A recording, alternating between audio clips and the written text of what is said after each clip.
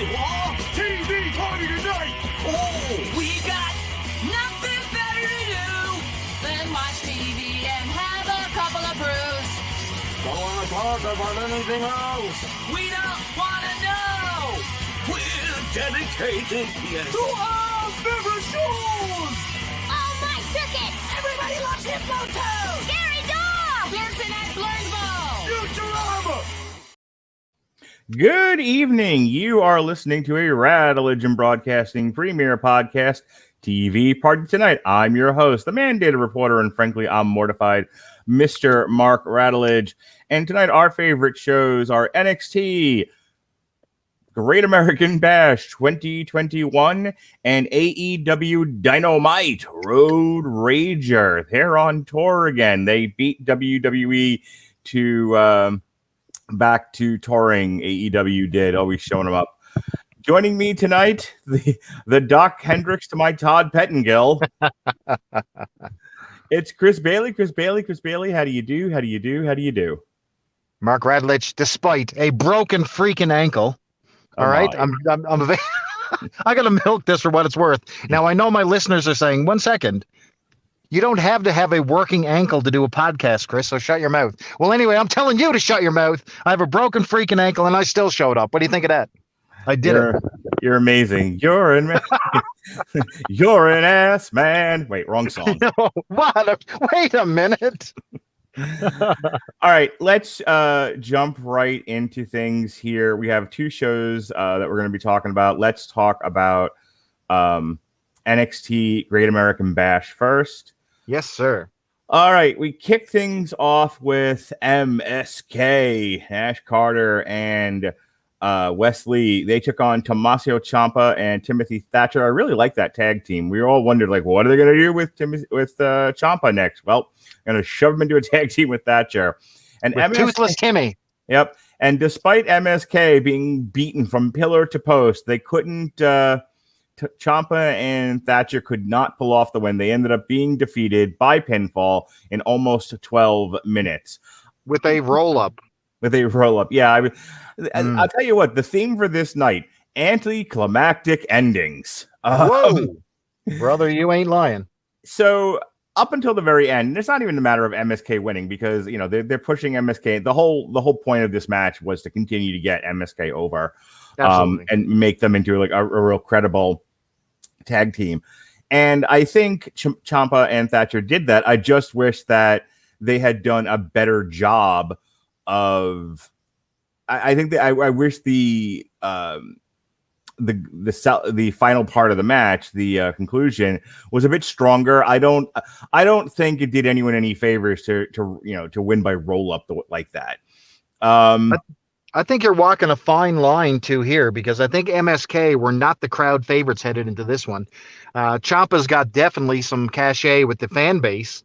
And, you know, even he's really bringing even old Toothless Timmy along with him. You know what I mean? So I think you've got two guys who the fans are super ready to embrace, taking on a team that are a little bit grinding at times when it comes to, you know, fan perception. So MSK, do they deserve to be there? They're fighting and they're really giving these guys a push. But I think the hearts and souls of the fans tonight were with Ciampa and Toothless Timmy. So.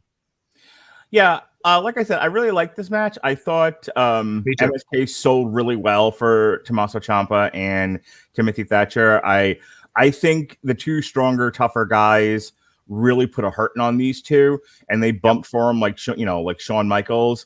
But in the end, you know, the plucky underdogs are able to beat the bigger, stronger tag team, and that's what you want to see. And right? I think that, and I criticize the roll-up ending, Mark, but I think in this one. I think this is the one you could really justify it because you want to make it seem like they're barely squeaking by this team because you know you're trying to not do damage to Ciampa and Timmy, and you know it's one of these things that you can't have these guys doing all these flippity doos and just beat these guys straight up. So, you know, this was a bit of a war. You saw MSK modify their style a little bit. You know, they got a little bit more aggressive when it came to the ground and pound. They put in some flippity doos, but they made sense. You know what I mean? They were doing a few different things with some plunder and different stuff like that. And I thought overall this match was really, really nice and a hot barn burner to start the night at, man. I really enjoyed it. Agreed. All right. Next up, before we got to our next match, we had an in-ring segment because this basically was like a regular NXT Tuesday night show. We had a in-ring confrontation between champion Karrion Kross and the Ways, Johnny Gargano. What did you think of the segment, Chris? So this was the one with Samoa Joe was in the ring separating the two of them, correct? Yep, just standing there holding his belly. Right. Which I kind of do dig. So, they're making a big deal out of Joe. They're keeping him off the, out of the ring and all that type of stuff, despite I know that he's still itching to get back in there. So I think we'll see that eventually, but I'm liking him playing the heavy for Regal. Mm-hmm. So it's pretty cool. You know what I mean? Because the whole storyline here was Regal was starting to lose trust in the locker room, that he couldn't control the people in the locker room and things were getting out of hand. So Joe came in to wink, wink, replace him, and Regal, or Joe didn't want any part of it. He said he didn't want to take over. He just wanted to help out, Regal. And he thought that Regal did a great job despite their past history. Now you got Gargano here rubbing the hurt into Karrion Kross. And I don't think that this is a pairing that I really want to see. I think Gargano should not be in that main event scene right now. The Way is like a bit of a joke gimmick. And I'm glad they sort of kept the other team members away from this particular match. They had a nice one-on-one banter back and forth, but I'm not sure what they're doing with Kross. He seems to be a little bit neutered at this point. I'm thinking that that belt is coming off him quicker than we know, and he's main roster bound. I heard. Rumor has it on the street, as Adele would say. Yeah, I think either Harry and I or you and I talked about that the last time we talked about NXT, that the rumor was that Karrion Kross was headed to the main roster and that they were actually going to separate him from Scarlett. Yeah, I think it was me and you talked about that, which made Scarlett sense. was nowhere to be seen here. Scarlett was nowhere to be seen. Yep. I don't know. I don't know about this. I think that's a big part of his presentation. We talked about that on the In Your House review, where we were, we talked about Karrion Kross retaining the championship, but the big rumor was that he was going to get moved up. So I have a sneaking suspicion you're right. And Johnny Gargano, as Jim Cornette says, his punchable face. He's just want to slap him. He's a smaller dude. He's doing a good job with the heel gimmick of being a jerk ass heel. So I actually think a comedic heel. I think if you put the title on him and then you have a bunch of guys hungry and chase him, that's a good position for him to be in. Let's give Johnny Gargano a good run with the title as a shitty heel. And I actually think you can build some good feuds if you're insisting, which I don't agree with, but if they're going to do it, they're going to do it. If they're insisting on bringing Karrion Kross to the main roster. All right. So the next actual match in the ring was your $1 million champion. I had to explain to my wife what the $1 million championship was. And I literally started with, well, Melissa, on Piper's Pit, Hulk Hogan got a trophy. And I had to explain everything that happened from that moment all the way through WrestleMania 4. I don't remember when DiBiase came up with the title, but it was after. But it was sometime after he did not win the title from Savage. So anyway, so she was like, "I'm never asking you another question about wrestling again." It's like I asked you one question: where did the belt come from? And I got, well, first the dinosaurs came, but then they turned into oil. As an answer. So DiBiase was pushed out of the main event scene, okay? Yeah. So, they were flip-flopping between Hogan, Savage doing that deal. So there was no room on that main event scene, despite him being involved heavily up to WrestleMania 4, you know what I mean? Yeah. So they had to fill some space. So they did a little one-off with Virgil, okay, for this $1 million belt. And it was, it was a way basically to get Virgil over originally. They gave the guy a belt. They knew that they weren't going to put an IC belt or anything like that on Virgil. So, hey, $1 million man all of a sudden is now the $1 million champion. What a great opportunity to put Virgil over. But anyway, I guess what? Yeah, but the belt caught on. Fans dug the belt, so they kept it around and they kept bringing it back every now and then. When the Ringmaster debuted, it came the $1 million belt. Then they retired it again. Yeah. So it keeps popping up, and it popped up again here. And I think when they brought it out on NXT, I think that it had a lot of fan support, and I think DiBiase's involvement was pretty cool here and key in the development of one of our guys here. So this match was for the $1 million belt between LA Knight and Cameron Grimes, but the gimmick here was they've already done the ladder match, which they showed in the video, and now if Cameron Grimes loses this match, he will become LA Knight's butler, which I feel like we just did this on Dynamite with what's his face, Chucky, from the Best Friends. Chucky T. Look, these guys. Here's the only thing I have to say about this match. Cameron Grimes might be the best wrestler, the best wrestler going right now. He has great size. He has dad bod. But for a guy with dad bod, he's so agile in the ring. He's so fast, he's so agile, he's so tough. Like, he doesn't look like anything, though he has wonderful hair. Like, I'm not a girl or anything, but I really do appreciate his long flowing locks. They look fantastic. I don't know what he's using, but brother, you take care of your hair nice. You got some crazy genetics. That Pantene Pro V is working, Mark. It really is. But he's so he is deceptively strong and agile, and he might be, I know everyone looks at your Daniel Bryans and your Kenny Omegas and all of that for the crisp, snug wrestling, but I actually think Cameron Grimes is supremely underrated. He might be one of the best guys out there right now, actively competing. He is fantastic. LA Knight's fine. And this match I thought was good, but I think they just don't give enough to Cameron Grimes. He's so good, and he really look at that.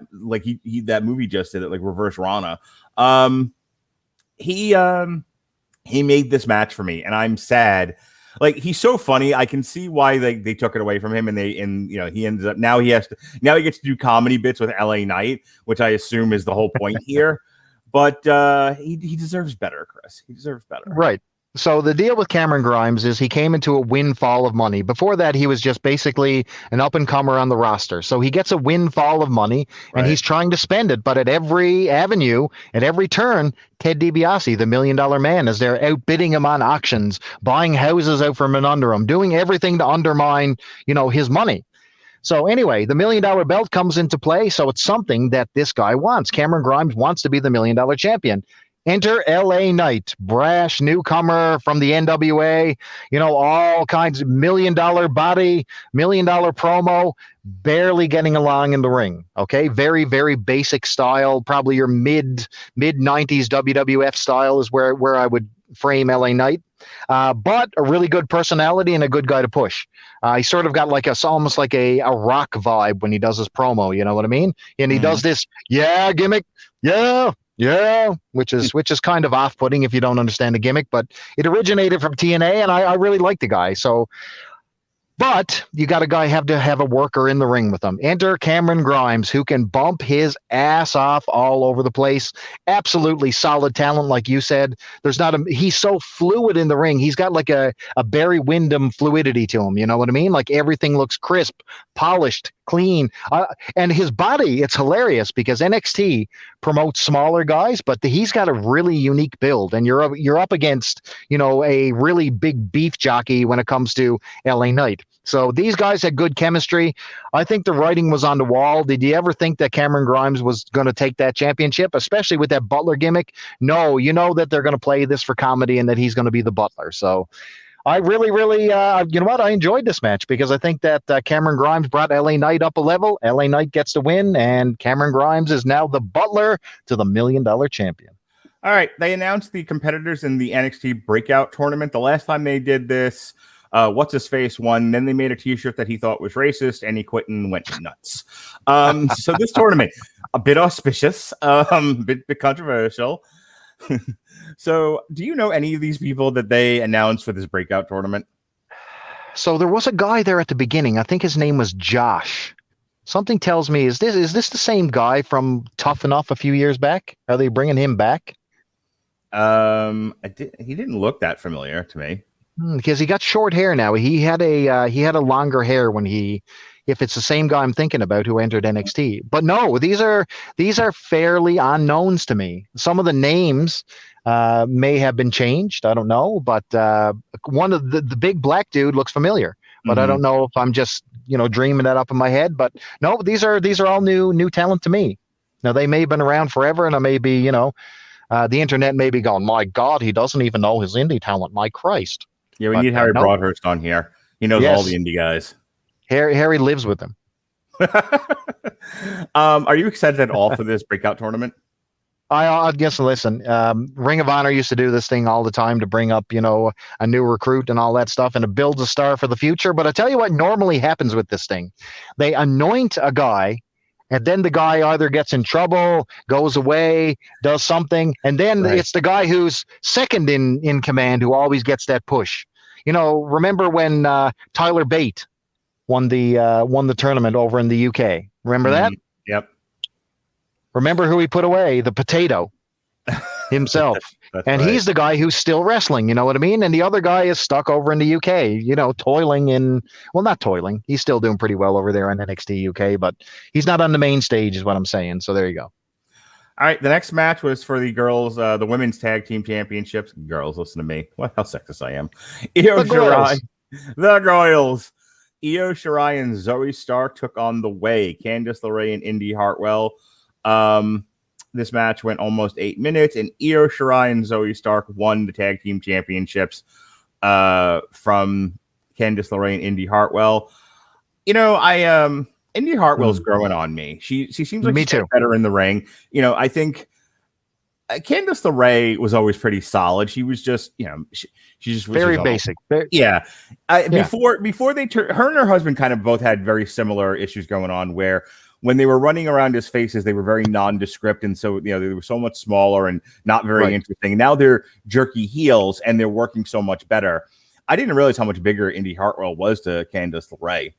Well, she is a beast compared to her tag team partner, an absolute monster. The two of them together look like Kevin Nash and Shawn Michaels. I like the fact that Indy Hartwell doesn't have a traditional beautiful look to her. You know what I mean? Yeah. She's got a very distinct look. The girl is not ugly. Let's face it. And it doesn't matter if she's ugly or not. I understand that. But, looks are a part of the package when it comes to wrestling. So we do have to add that into the conversation. So, if you got anyone who's standing on their perch and, oh, my God, they're talking about their look, shut your mouth. It's part of the package. It is. It always has been. So, she's got a very distinct look and a great size. So, she really stood out in this match, to be honest with you. Yep. I was surprised they took the titles off of them. I'm wondering, I know at the end of this, Dexter Loomis carries Indy Hartwell away. I'm wondering if they're transitioning somewhere. I don't know how. It'll be curious to see how this all pans out. But, Christiane used to make fun of Indy Hartwell, looked like she was just confused out there, like she doesn't know her way to the ring. She seems fine now. She seems like she's gotten the hang of it. She seems to know where to look at the camera. She's had a lot of television time over the past couple of months since, we've had Sheehan on the show. So I think getting the rub from LeRae and being in there with the higher ups of the women's division has helped her immensely. She's got the time in the ring now, and she's getting a lot better. I wonder if they're breaking Candice LeRae and Indy Hartwell up, and they're going to have them feud with each other. That would seem to be a natural transition, but who knows? It's the WWE. It's schmageggy. Yep. This match, in general, nobody seemed particularly klutzy. This wasn't a Shotzi Blackheart special. It all seemed pretty crisp. It all seemed pretty snug.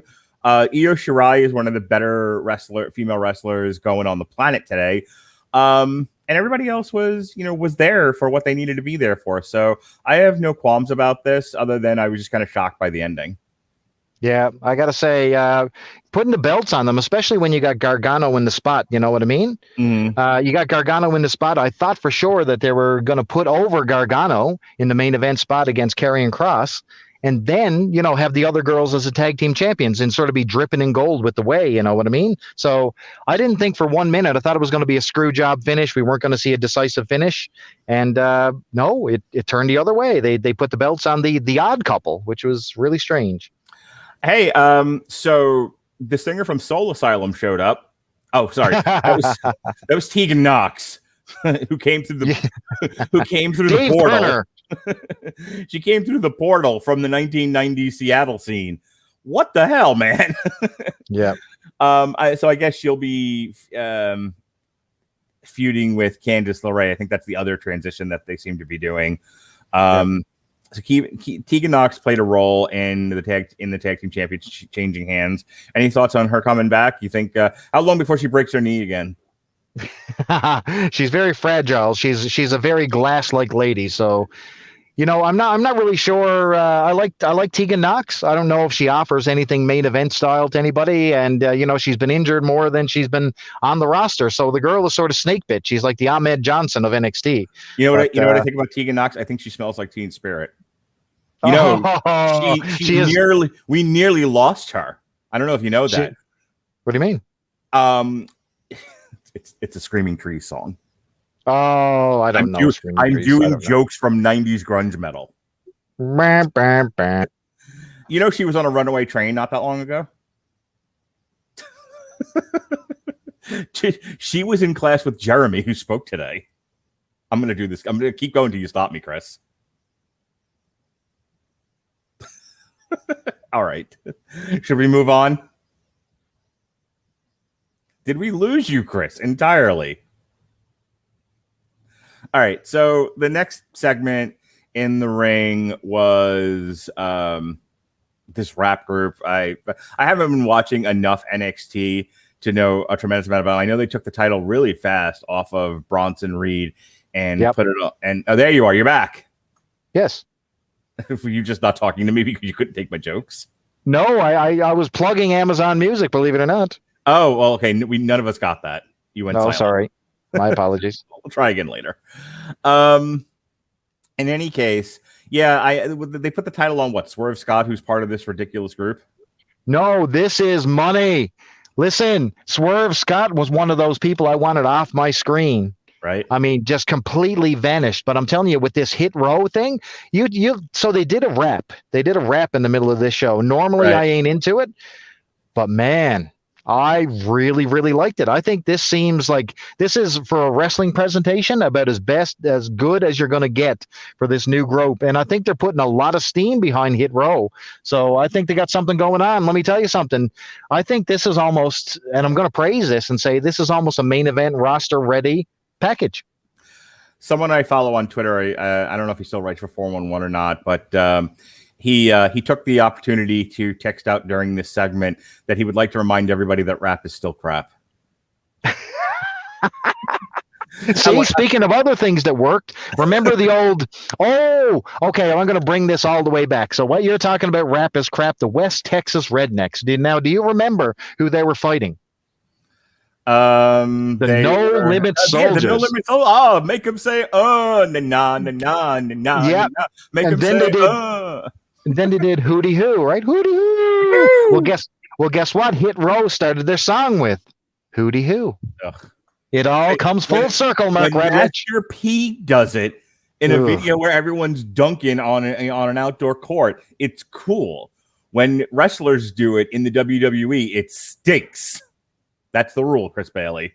Master P good, WWE bad. No. I think as close as they could come to a professional rap package, and I ain't no rap fan, and I'd say the rap people are now, oh my God, Hit Row is so stereotypical, it's crap.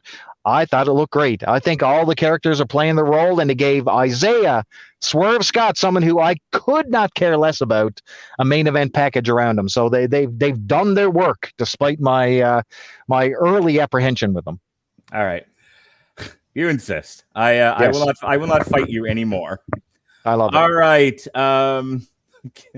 In our main event of the evening, Adam Cole took on Kyle O'Reilly. It was headlined by Adam Cole, Kyle O'Reilly 2, and Adam Cole defeated Kyle O'Reilly by pinfall shortly after 20 minutes.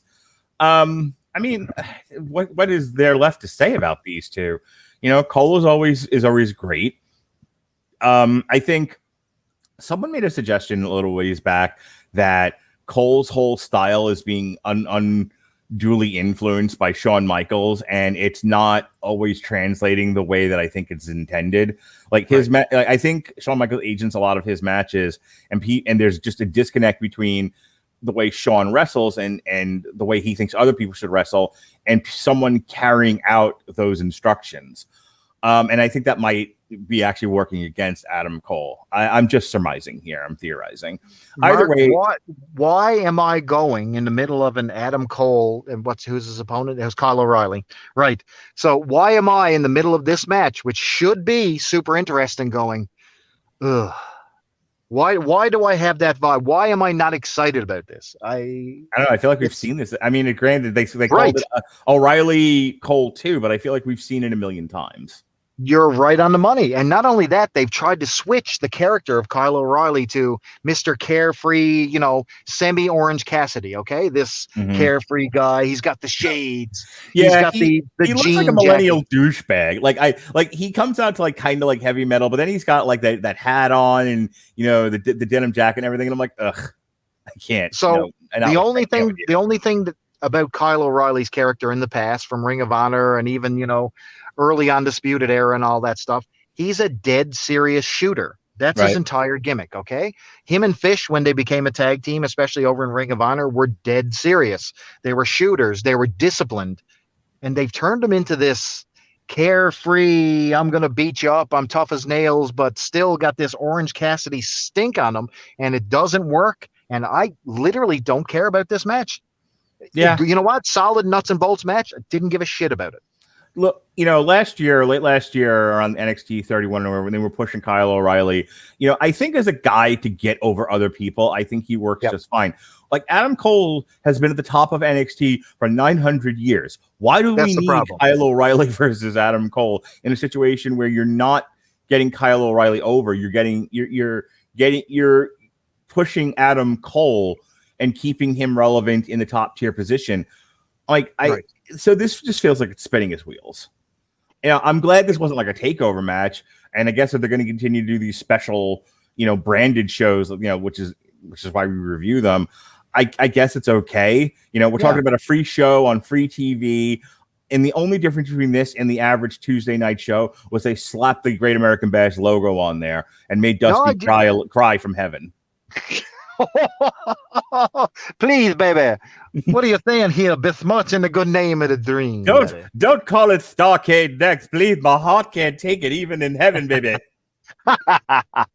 But listen, this match didn't mean one thing to me. I was literally itching to touch the remote, and I'm like, no, I got to watch this through. I need to understand, the full impact of this. It's got to get good. It got to get better. And it felt like it was in one gear. I've seen all the moves before.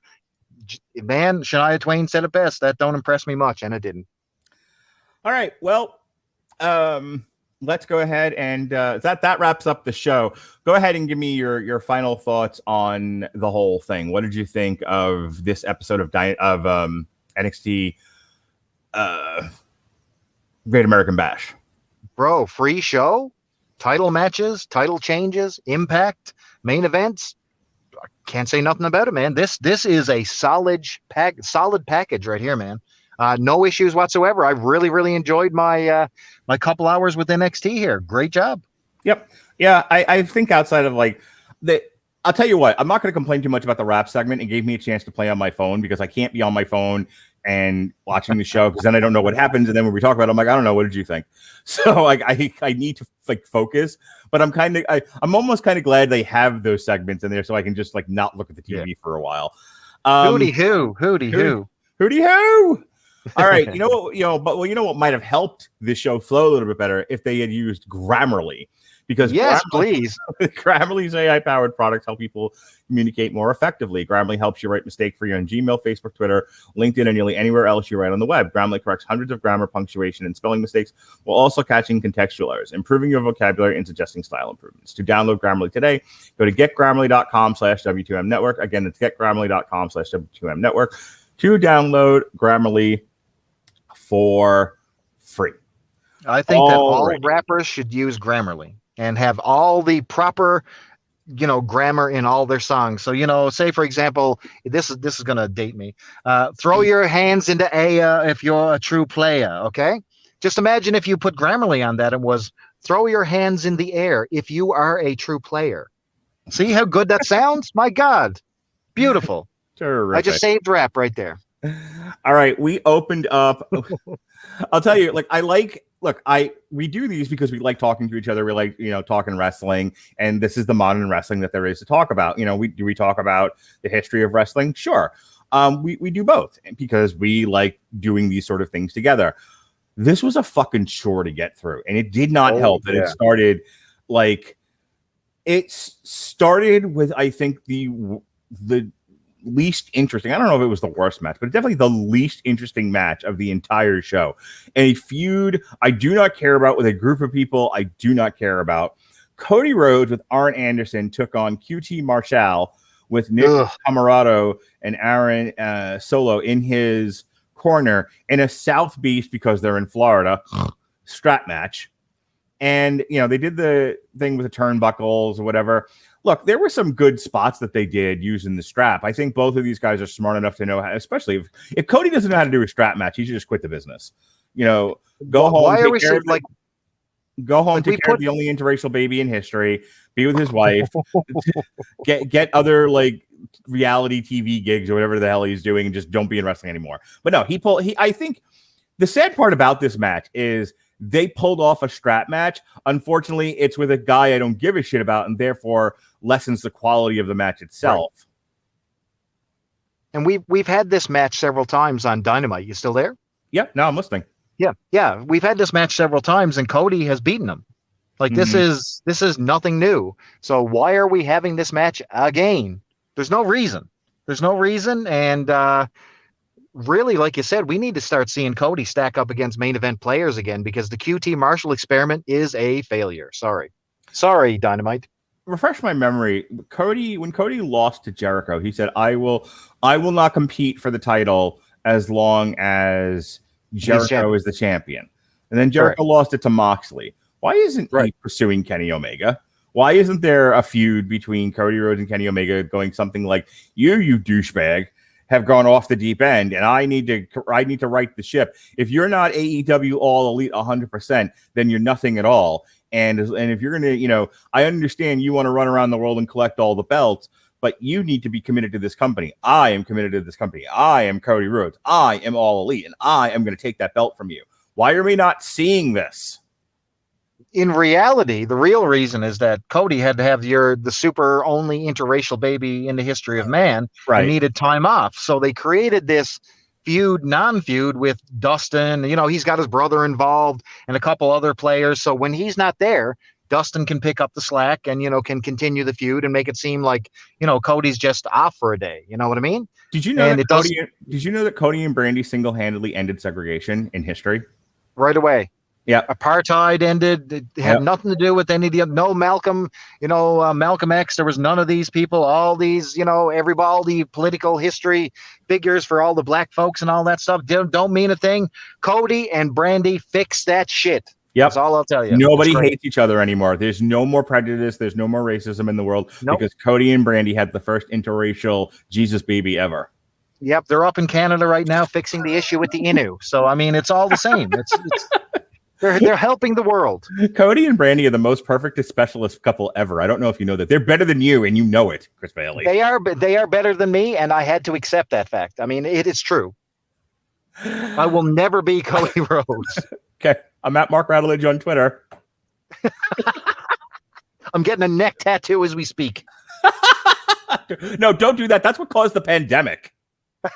Yes, that's true. They say it was dirty animals in a Chinese market. We're convinced in a separate group chat. We've done the studies. We've surmised. The match is bad when we're not talking about it anymore. We're doing shtick. We surmised after all the studies and all the scientific data that Cody Rhodes' neck tattoo is the reason for the pandemic. It's not the reason for the season. I'll tell you that much. And Wuhan got all the blame, and it was Cody all along. Cody's neck tattoo. Look at it. Look at it. It's COVID. It's full of COVID. Rub it on you. Rub it on you. Terrible. All righty then. So yeah, this match.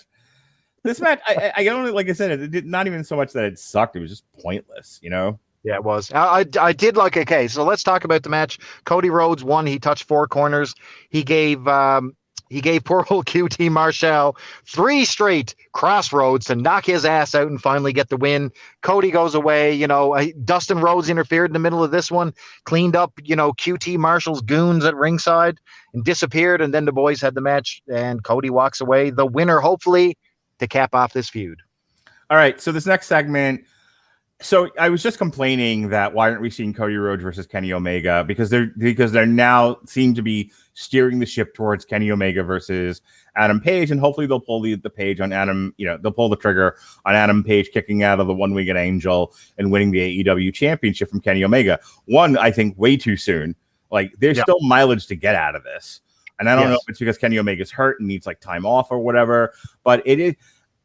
This company's been around for a couple of years now, still have no sense of timing and how long a feud should be or when you should pull the trigger on a feud. Like they have, like when you play jazz, you play certain kinds of music, or even when you're wrestling, like the best ones just feel it. They just know when to do a thing.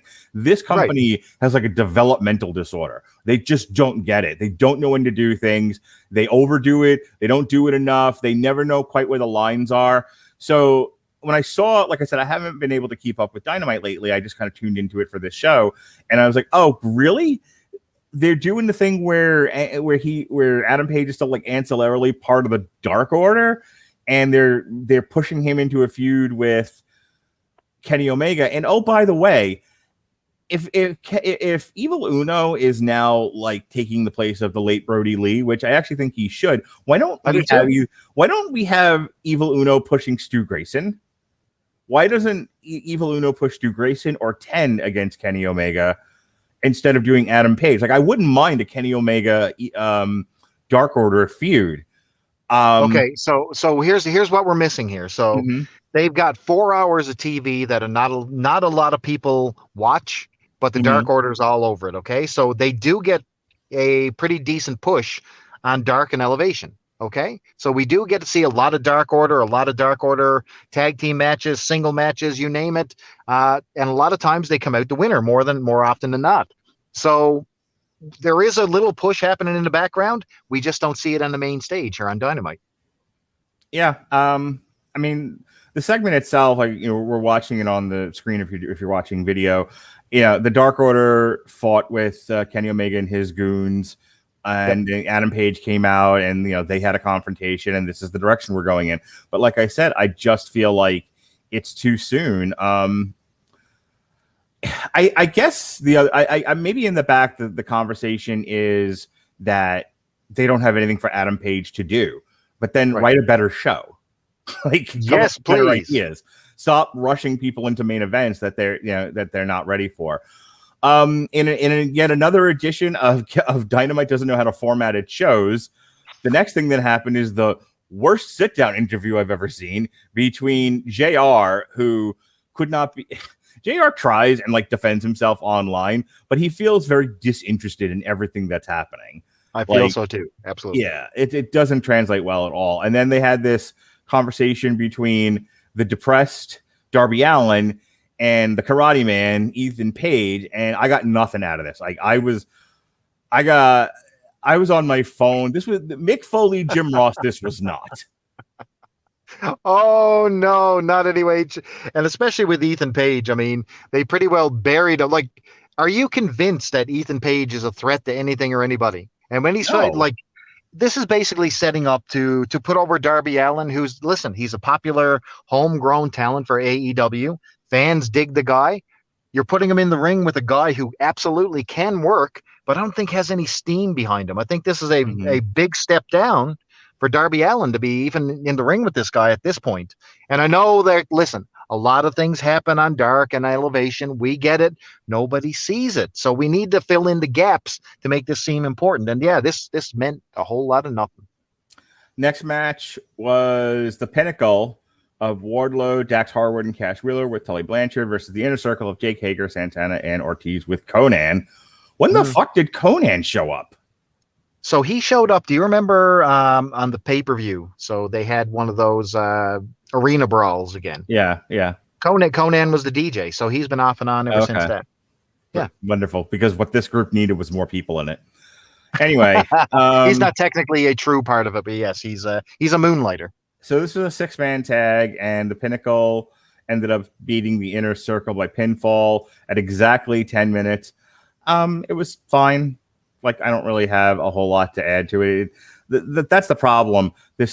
We're getting to a point now where even just a little bit of wrestling I watch tends to run together, and the because things don't have a natural flow to them. They don't have like chapter 1, chapter 2, chapter 3. It's kind of, edited with a machine gun type of linear storytelling.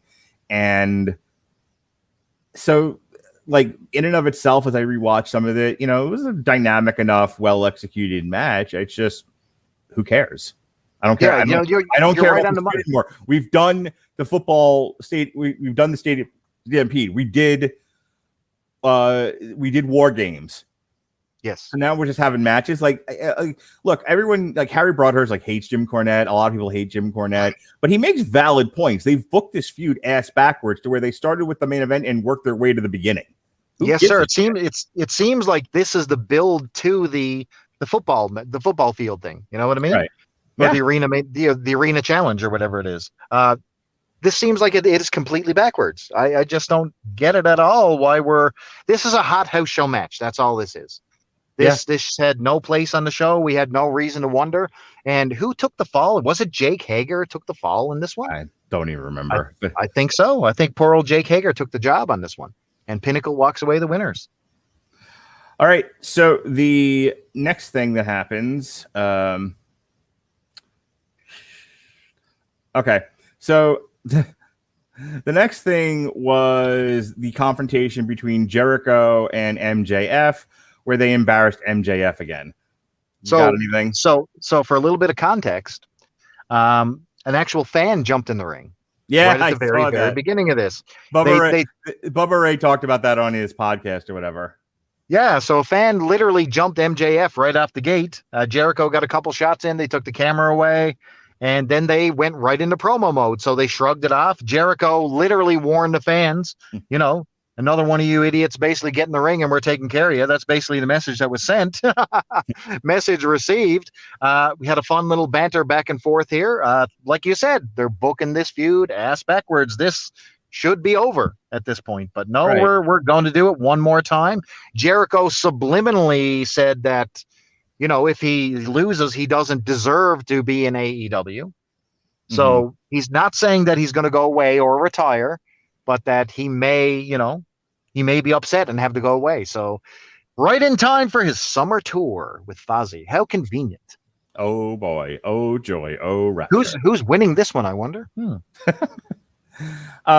I got nothing here. Like, I feel like the Jim Cornette's big thing on MJF is he's like the best heel in the company, might be the best heel in wrestling right now besides Roman Reigns, and they just make him look like a schmuck constantly.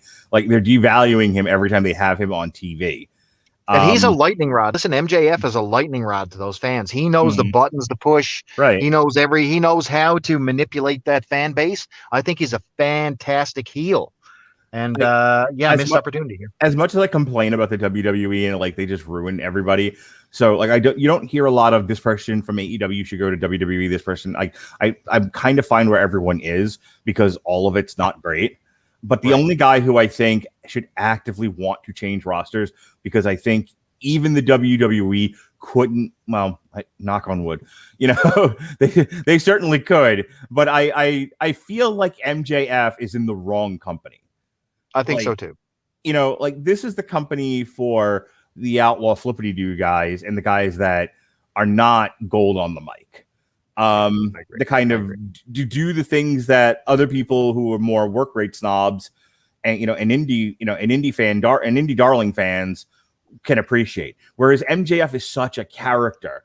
MJF is such a character who is made for the WWE framing that I feel like he's just spinning his wheels in AEW. And this was yet chapter 467 of MJF spins his wheels and gets devalued on AEW television. And what do you think of the Judas Effect elbow? Which is what happened. So basically the banter ended. Jericho made sure that MJF shook his hand and sealed the deal to make the match. Then, of course, he turns around, gives him a spinning Judas Effect elbow and knocks him out, leaves him laying, humiliates his ass. Yeah, like I said, I don't understand what I think they rushed MJF into a feud with Jon Moxley because I think this is a guy you could have built up to be a champion, but again, he's just like circling the drain, and then he gets fucking taken out by Jericho again. Like, who cares? He's gonna get his way. He's gonna get his heat back off Jericho. I guarantee you. I'm sure, but I don't know. Yeah. look, I don't mind when guys suffer some kind of a loss, in order to build them up to the eventual win. But again, you have to tell a better story than the one they're telling. All right, so we've had a couple of debuts on this show, or we will have a couple of debuts on this show. This one was Andre El Idolo with Vicky Guerrero versus Matt Sydal, and this was just a showcase match for Andrade, who's debuting with AEW. This was an opportunity for him to smash and crash, get himself over, get himself a big win on TV against, a known solid commodity, provided he doesn't fall off the top rope again. He didn't. He made it through. So this was 6 minutes. Andrade beat him. It was fine. I'm not the world's biggest fan of Andrade. I know people who follow like independent and like foreign wrestling think he was like the big get for WWE, and for the 5 minutes he was on NXT, he was their top guy, and they pushed him pretty hard in the WWE, but then like they just lost interest in him. It was one of those where Vince was convinced he wasn't connecting with the fans, and they just let him go.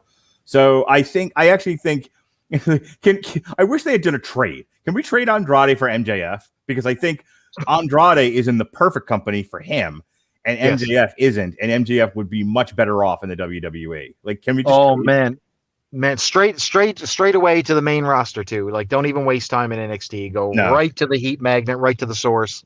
I think he's got all the tentpole WWE flags. So I mean, he's built for WWE. Matter of time. Yep. Any thoughts on the match itself? I mean, like you said, nuts and bolts match, highly competitive match. I think that Andrade's opponent probably got a little bit too much offense. I think Sydal, took him a little bit long. I think it should have been a more decisive win for Andrade, especially in one of his debut matches. But I was perfectly okay with it. I think the boys worked good together, and we had a good match. It was fine. Okay. Let's see. Next thing, we had a promo with Matt Hardy and Christian Cage, which I don't give a shit about at all. Oh boy, do I not give a shit about Christian Cage. That is the understatement of the year. He's got the face, like this punk ass face you want to paintbrush. You're like, you snotty bastard. Yeah, I'm looking at my phone. Next segment, because we have to have 2 and 3 talking segments in a row. Arn Anderson came out to get kicked in the face by the former Aleister Black, now known as Tommy Malachi. What are they calling him? So they tried to be, all, hip with the internet and call him Tommy End, which was his original UK name. You know what I mean? Right. So they brought it up. My God, it's Tommy End. It's Tommy End. And then all of a sudden, I think it was Excalibur who corrected him, and they said, no, that's Malachi Black. And then everybody was on board with the Malachi Black, but they made sure they got the Tommy End reference in there, which was pretty cool. What do you think of the name of Malachi Black? It's playing off Aleister. Yeah, it's fine. I was gonna say it's like he sounds like a comic book villain, but whatever. I liked Aleister. He looked good. He was one of the guys from NXT. Like, I liked the gimmick. I liked the presentation. I mean, I'm I'm in the middle of Hammer of Doom reviewing the John Cougar concentration camp albums. I think Tommy End is another one who, because they didn't know how to use him in the WWE. Yeah. They were like, "What's he like a more death metal CM Punk?" I can imagine them saying. I think he's a guy who's a good fit for the AEW style. You just saw, him throw that spin kick on first Arn Anderson and then Cody Rhodes. He's a fucking killer. He's a solid dude. He doesn't have he doesn't have the world's greatest charisma. He doesn't have a lot of character necessarily. He has a look, but he's got the look, as Roxette once said, and he's got the moves. And I think I think this is the place for him. So the next segment, I think you're right. Yeah, was a stupid segment between the Mouth of the South, Ricky Starks, and and Brian Cage, which basically Ricky Starks said something about Brian Cage's wife, and Brian Cage went raw.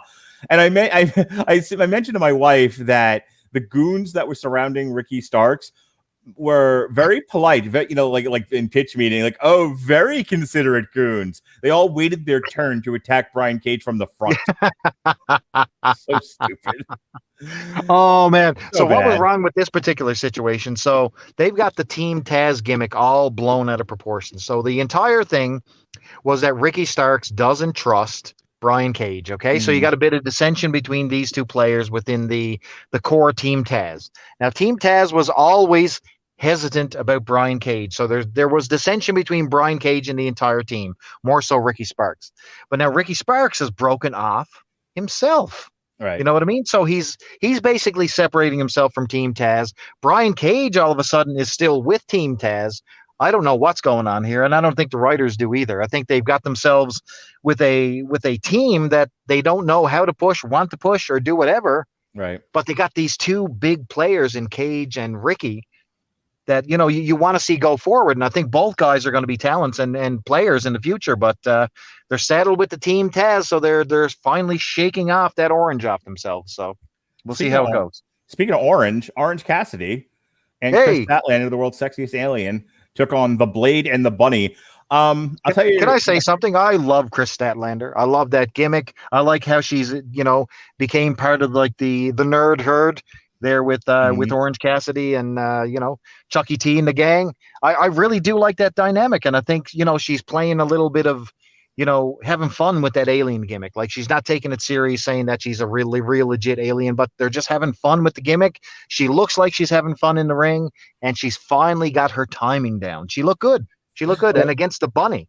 My wife, I mean, Allie's a solid wrestler. That is Allie, right? Yeah. I have it right. I mean, like everyone in the ring, with the exception of, I think, Orange Cassidy, are like solid wrestlers. Orange Cassidy, yeah, he's a gimmick. He's a gimmick. My wife, like I said, doesn't follow this much. So when she sees it, so the occasion that she's in the room when he does that, you know, the sweet chin music shuffle that he does, she's like, ugh, I can't. This is why I don't watch this with you. And I'm like, yeah, you and a lot of other people. But her reaction to the Blade was actually what I just wanted to talk about real quick, because she's watching this, and like, I'm used to the Butcher and the Blade. They've been around almost since the inception of Dynamite. And so, like, him coming out in the Butcher's apron, like, I don't really, like, didn't affect me at all. My wife had never seen it before. She never paid attention to it, or she just didn't retain her memory of it. Yeah. Either way, she saw the apron. She's like, why is he wearing an apron? What the hell am I watching? And the only reason why I bring it up is you're trying to grow your television audience. You're trying to grow your fan base. My wife is sympathetic to wrestling. She likes it. She'll watch it if I'm watching it in the room and she wants to hang out with me. If you can't capture my wife's attention, you're not getting the general public. You're not getting the cat. No, sir. You're 100% correct. Your presentation is so bad it should be studied. So, Jesus. Anyway, the match itself, for fans of wrestling, want to hear us talk about wrestling, I mean, is okay. Another, you know, kind of the same comments I have about NXT. You might slap a fine title on there, but these are still just matches. Yeah, I agree with you. Like, there was nothing big here. I mean, Orange Cassidy and Statlander went over. Statlander hit her with that crazy ass finisher. I can't remember what it's called right now, but it's oh boy. I mean, she's hooking her legs behind her arms, almost like in a tomb-style pile driver position, and just dropping her opponent right on her head. And look good. Statlander and Cassidy get the win. Fans go home happy, but filler match. Nothing super exciting here. Yep. All right. They gave Jungle Boy a trophy. They had Jorge and nobody attacked him. I was waiting for it. I'm like, yeah, hey, really? He's getting a trophy. Who's going to smash his trophy and beat the shit out of Jungle Boy? Nobody. Someone finally got a trophy, and that was it. Jorge Masvidal from the UFC showed up. Okay. Who was good, by the way. They announced matches for next week. And then we finally got our main event. Hooray. The Young Bucks. I love. See, like, if people are just like, why won't he say anything positive about the show? He either says he doesn't care, it's meh, or it's terrible. Like, I love the Young Bucks now. I love douchey, heely, shitty Young Bucks. They're the best. They have jacked up the douchebaggery. I mean, those jean shorts alone, the folded crease jean shorts in a hardcore match, exceptional. The stuff they're doing, like, they did a lot beards. of the stuff. The lot of the stuff is faces too, where they were just sort of, you know, like making fun of the business. Doesn't work when you're the good guys. It works. Right. It works so well as bad guys, like the streamers that pop out and everything. All of it. Their presentation might be the best thing on Dynamite right now. It's like, I look forward to Young Buck segments because I know it's going to be over the top assholery. And they are grease bag central. I mean, they've got that Actually, Omega too. They've got this slimy, greasy 70 porn star look. And you're just looking at them going, man, these guys are slime balls. I Perfect. said these guys, Roman Reigns, are some of the best heel work I've seen. Like it's amazing. So I like I said, I went into the whole thing blind because I haven't been able to keep up with Dynamite recently. But when I saw they were wrestling, I didn't realize it was going to be a garbage match. But when I saw they were wrestling Eddie Kingston and Penta, I was like, all right, well, I mean, these guys know how to beat each other up. These guys know how to put on brutal matches. So I think it'll be good. And for the main event of a Dynamite show with a special name on it that they slapped on there just to announce the fact that, hey, we got back to touring before you did, WWE. Middle fingers. Yeah. It was, but man, I'll tell you what, the entire show, I would say, even including this main event, the crowd was red hot for every single thing that they did. Aleister Black's debut, they popped like a madman for it. The main event, that MMA said that thing with Amanda Nunes and all the, with the Murder Hawk and all that stuff, people were popping like crazy for everything. So, I mean, everything is firing all cylinders. You know what I mean? It's great to have a different live crowd outside of Daly's place. And this match really, I mean, the crowd was super behind Eddie Kingston here. Big time. All right. So the Young Bucks, as you might expect, beat Eddie Kingston and Penta El Zero Miedo in a street fight for the tag team championships in about 15 minutes. Overall, what a finish to this. So the finish is, so they were doing everything. So they were doing, Panama Sunrises. I hate that stupid move. I'm not going to call it the Canadian Destroyer, but they were doing Panama Sunrises through the tables on the outside. They were hitting, using chairs. They were going through tables. You name it, they were doing it. And then he brought out the tacks. So was it the traditional, we're going to do a back bump into the tacks? No. Listen how this one ended, folks. They filled up Eddie Kingston's mouth with tacks and super kicked him in the face. And then they pinned him. Yeah. Nice. I was yelling out tax. And my son like ran in the room. He was like, "Oh, tax again!" he was so happy. Hey, look, it's kind of an excuse to get together with my buddy Chris and talk about wrestling, and and that's what we did. They were average shows. They were fine. I think NXT gets the Duke on this one. You think so? I think so. I think that NXT had a better overall card because I think there was a lot of mid-card filler on Road Rager, but AEW wins with the passionate crowd because that place was absolutely electric for mid-card fodder. All right. You know what? I'm not going to disagree with you. That's it. That's our wrap up of Great American Bash versus Road Rager. Chris and Pat will be back less than a week. Next Thursday, July 15th, we'll be doing the Mania of WrestleMania 3. This was delayed from June because shit happens. So we'll be doing that. And then Money in the Bank and Slammiversary are Slammiversary is the 17th. Money in the Bank's the 18th. We will review it on the 19th. That'll be myself, Chris Bailey, and Harry Broadhurst will be back. We'll review, like I said, Money in the Bank and Slammiversary. And that's going to be it for June. We're going to let Fyter Fest and Fight for the Fallen happen. And then Chris Bailey and I will be back 10 a.m. August 2nd to review both nights of Fyter Fest and Fight for the Fallen. I assume Harry will be there too. We'll see. And then SummerSlam is August 21st on a Saturday night. Weirdly enough, it's going up against the Pacquiao Spence fight. They said they'll be out of the ring before that happens.